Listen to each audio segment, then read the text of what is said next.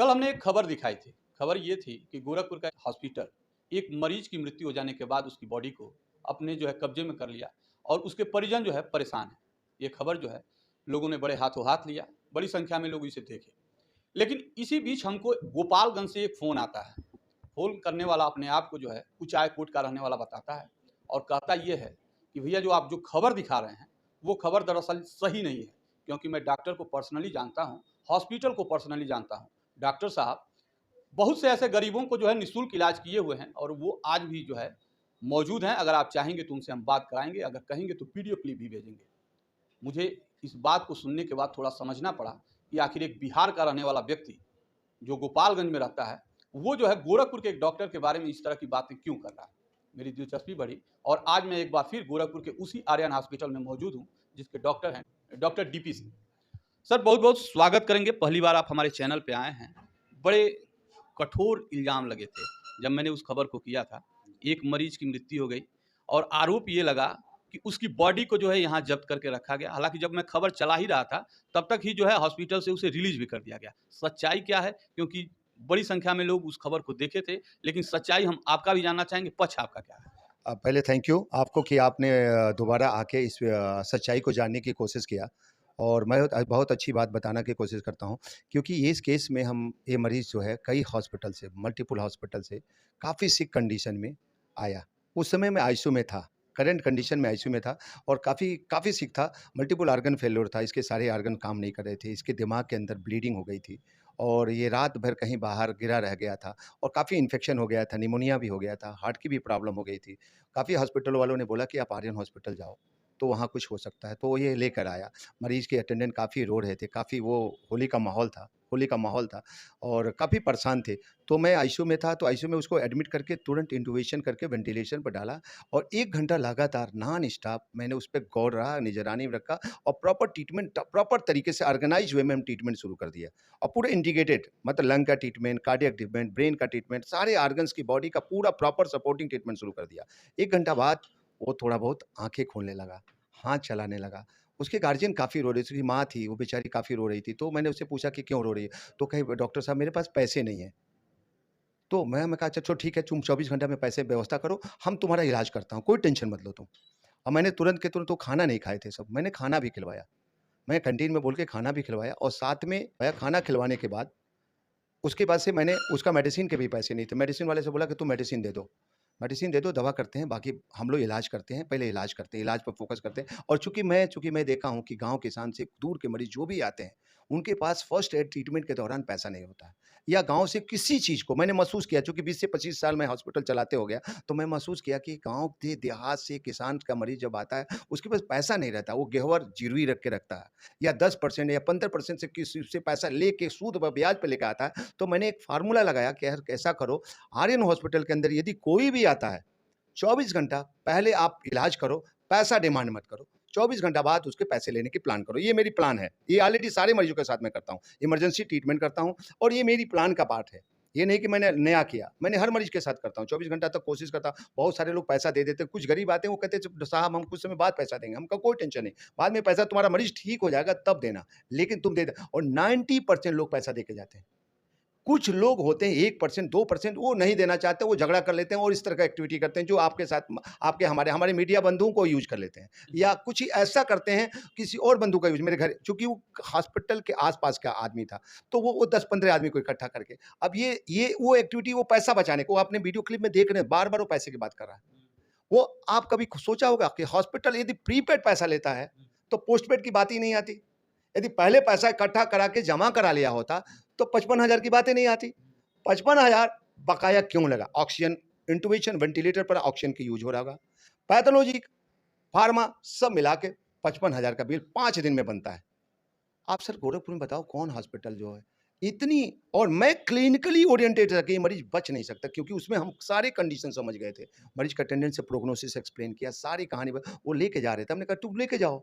वो कहा रात भर देखते हैं डॉक्टर साहब। हम कहा रात भर देखो तुम्हारी क्योंकि नौजवान लड़का था। उसका हम हमारा एक विचार होता है कि नौजवान मरने के लिए नहीं बना होता है। इस देश की सेवा करने के लिए बना होता है। मेरे अंदर जो विचार है, मेरी भावना है और मैं उसी भावनाओं से उसको इस नज़र से दे रहा हूँ इसकी किसी तरह जान बचाओ। Any how any caste. मैं इस बात को सोच के कर रहा था और मैं ये नहीं सोच रहा था कि वो पैसा दे या ना दे। पैसा नहीं देता तभी भी चला गया। उस समय कहाँ पैसा लिया? मैंने उसको भेज दिया। हमने कहा कोई झगड़ा, आप जैसे आप वीडियो क्लिप बनाया वैसे वो जा रहा है। वो तो प्री प्लान में वो चाह रहा था कि पैसा ही ना देना पड़े। मैंने उसका पैसा, मुझे कोई ज़रूरी नहीं है, ऐसे लोगों से मुझे कोई पैसे, मैं तो ऐसा चाह रहा हूँ कि मैं कुछ ऐसा देश के लिए करूँ कि कुछ आदमियों को कल्याण हो। मैं ऐसी कोई भावना नहीं थी। जब आप उसको छोड़ ही दिए थे, तो फिर वो जो है मीडिया में ऐसा क्यों कहा कि जो है बॉडी को जो है जब्त करके रखे हुए हैं? सर, मैंने अपने हॉस्पिटल के स्टाफों को बोल दिया हूँ, यदि कोई एक्सपायर कर गया मरीज़, हमारे रूल और रेगुलेशन में कोई एक्सपायर कर गया, आप पैसा नहीं देना चाहता, उसकी लाश को तुरंत इमीडिएट दे दो। उसका डेथ सर्टिफिकेट रख लो और बाद में उसको हिसाब करके डेथ सर्टिफिकेट भी दे देना और कंसेशन रेट में करना। और ये लाश रोकने वाली कहानी नहीं होती है। हमारे काउंटर पे हम इमीडिएट फ़ोन किया था। मेरे काउंटर के बंदे ने बोला कि डॉक्टर साहब ने हमने लाश रोका ही नहीं, ये गलत न्यूज़ है। और सुबह 7 बजे वो मीडिया को अचानक बुलाया और अचानक एक्टिविटी हुआ और ये अचानक पैसे के लिए हुआ। हमारे हॉस्पिटल में कुछ किसी को भनक तक पता तक नहीं है। अच्छा, मतलब वो ये चाह रहा था कि आप साथ-साथ जो है डेथ सर्टिफिकेट भी दे दें। नहीं, वो ये चाह रहा था कि मेरा पैसा छूट जाए। अच्छा। और हम लोग पैसा छोड़ने के लिए तैयार थे। हाँ। अब बिलीव मी, हमको कुछ पैसा देता वो। हम कह रहे थे 50% दे दो, मेरा मूलधन दे दो। हम 5 दिन का मेहनत करते, मूलधन तो दे दो भाई। हम तो दवा में भी कंसेशन कराया था उसका। वो खुद उसका अभी भी बिल भी वाउचर आपको सब लिख के दिखा दूँगा। मेरा कैमरा लगा हुआ, कैमरा में सारा सीडी और रिकॉर्डिंग सिस्टम, आपको रिकॉर्डिंग दिला दूँगा। उसके साथ जो मेहनत किया वो भी दिखा दूँगा। 5 दिन का पूरा हिस्ट्री मेरे पास है, पूरी हिस्ट्री 5 दिन की सफ़र कैसे कटा था, वो भी मैं आपको दे दूँगा। दूसरा चीज़ कि एक बार हमने उससे मेरी बात हुआ कि मैं कहा कि आयुष्मान कार्ड है तुम्हारे पास? आयुष्मान कार्ड होता है, आयुष्मान से इलाज करते हैं। हम लोग आयुष्मान से इलाज बहुत अच्छा कर रहे हैं। तो मैं कहा आयुष्मान से इलाज करते हैं। आयुष्मान गवर्नमेंट बहुत अच्छा सपोर्ट कर रही है, तो मैंने कहा गवर्नमेंट का इलाज करते हैं। लेकिन उसके लिए उसके पास भी नहीं था। हमने कहा अच्छा चलो कोई बात नहीं, तुम एक आपस में म्यूचुअल, तुमको हम सहयोग करते हैं, काम करते हैं, रिजल्ट मिलेगा तुम पैसा देना। अब इससे ज़्यादा क्या सुविधा कर सकते हैं? हमारा बेसिक खर्चे भी हम बोल रहे थे। वो भी ये सुबह तो हम लोग की बात भी नहीं हुई। सुबह 6 बजे 5 बजे के लगभग में घटना है।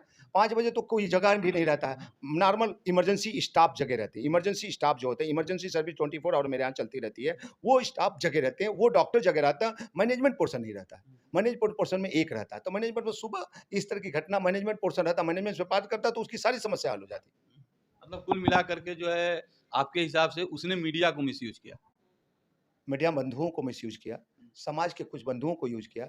लेकिन इससे क्या होगा ना, ये जो हमने सिस्टम बनाया, इस पे थोड़ा आरोप, लेकिन मैं ये जो सिस्टम बनाया कि मैं 24 आवर मरीज़ों को यदि पैसे नहीं होता तभी भी इलाज करूँगा, इसको मैं छोड़ूँगा नहीं, ये मैं करूँगा। इसमें मुझे बेनिफिट मुझे दिखे या ना हो, मुझे इससे कोई मतलब नहीं है। मतलब है कि काम होना चाहिए बस।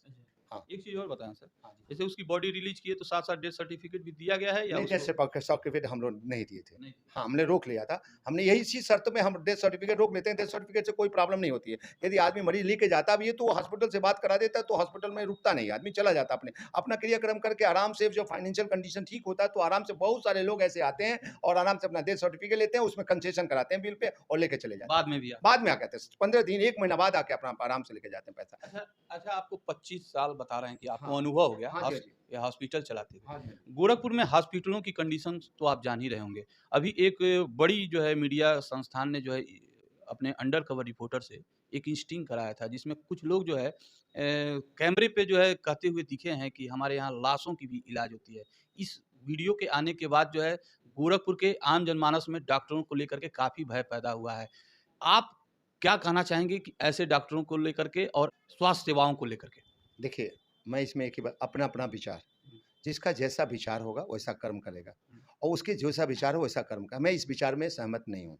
इस तरह के काम के, इस एक्टिविटी में मेरी विचारधारा नहीं है। मैं इस पॉइंट पे बिल्कुल असंतुष्ट हूँ, इस तरह के विचार से बिल्कुल असंतुष्ट हूँ। ये मानव की एक शरीर है, इसके साथ हम जैसे साइंटिस्ट टाइप के डॉक्टर जो भी हैं, जिनको अच्छे हेल्थ सेक्टर के बारे में सोचना चाहिए, हेल्दी विचारधारा रखना चाहिए, हेल्दी माहौल क्रिएट करना चाहिए, हेल्दी प्लान बनाना चाहिए, जो मानव हित के कल्याण के लिए हेल्दी बात करे। कोई फालतू की बेकार की बातों का हमको हमको इसमें ना करना है और ना मुझे कोई मतलब है और ना इस विचारधारा से मैं संतुष्ट हूँ और ना मैं इस पे डिस्कस करना चाहता हूँ। मेरे खुद के जो विचार हैं, मैं जानता हूँ कि ये मानव की शरीर बहुत इम्पोर्टेंट शरीर होती है। इसके साथ अपने तन और मन धन के लगा के सारे डॉक्टर बंधुओं से रिक्वेस्ट है कि आप प्रॉपर तरीके से इलाज करें, प्रॉपर ट्रीटमेंट करें और प्रॉपर उचित तरीके से काम करें। बस। चलिए हमसे बात करने के लिए धन्यवाद।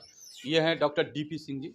गोरखपुर में लगभग 26 सालों का अनुभव है इनके हॉस्पिटल में जो है स्वास्थ्य सेवाओं देने का। अब आरोप जो कल बड़ा लगा हुआ था उस पे इनका पक्ष जानने के लिए आए हैं। इनका कहना था कि हमने जो है बॉडी को नहीं रोकी थी, हमने बॉडी को छोड़ भी देते हैं अक्सर। और जो डेथ सर्टिफिकेट होता है वो जब लोग आते हैं बाद में लेने, तो उस समय जो है बिल का हिसाब किताब होता है और ज़रूरत के अनुसार जो है उसमें कंसेशन भी होते हैं। लेकिन आरोप बड़ा था, इसलिए जो है इनका पद जाना ज़रूरी था। आप क्या सोचते हैं इस पूरे खबर पे, इस पूरे प्रकरण पे अपनी प्रतिक्रिया ज़रूर दीजिएगा। फिर होगी मुलाकात अगले खबर के साथ, तब तक के लिए नमस्कार।